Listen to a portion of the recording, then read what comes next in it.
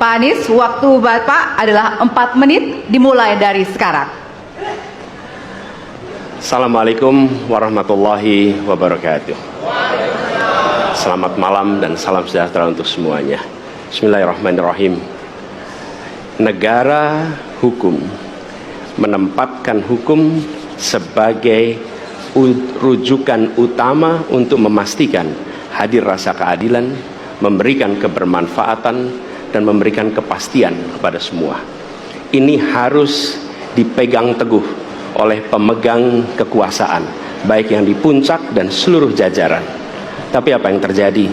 Banyak aturan ditekuk sesuai dengan kepentingan yang sedang memegang kekuasaan. Apakah ini akan diteruskan? Tidak. Ini harus diubah. Ini harus dikembalikan.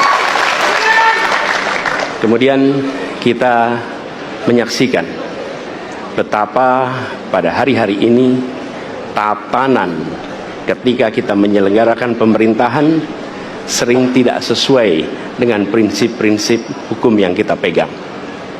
Karena itulah kami melihat perubahan ini harus kita kembalikan. Negara ini adalah negara hukum, bukan negara kekuasaan. Dalam negara hukum, kekuasaan diatur oleh hukum. Dalam negara kekuasaan, hukum diatur oleh penguasa. Dan kita tidak menginginkan itu terjadi. Pada saat ini, kalau kita lihat hukum itu harusnya tegak begini. Inilah hukum. Dalam kenyataannya, dia bengkok.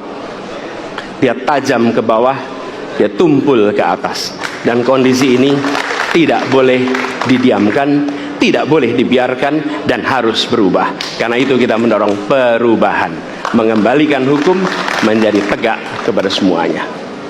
Dan bila kita saksikan hari ini ada satu orang milenial bisa menjadi calon wakil presiden, tetapi ada ribuan milenial generasi Z yang peduli pada anak-anak bangsa, yang peduli pada mereka yang termarginalkan.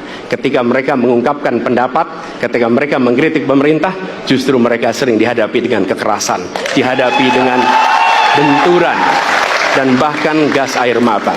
Apakah kondisi ini akan dibiarkan? Tidak. Kita harus lakukan perubahan. Oleh karena itu, kami memperhatikan ini sebagai hal yang mendasar.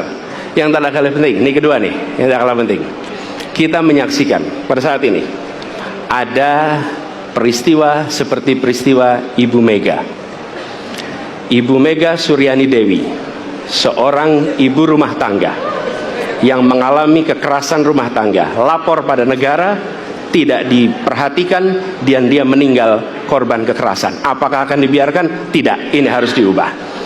Dan tidak kalah penting, hadir bersama saya di sini ayahnya Harun Ar-Rasyid.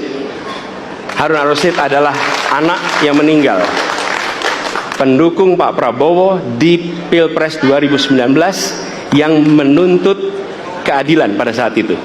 Protes hasil pemilu. Apa yang terjadi? Dia tewas. Sampai dengan hari ini tidak ada kejelasan. Apakah ini akan dibiarkan? Tidak. Ini harus diubah.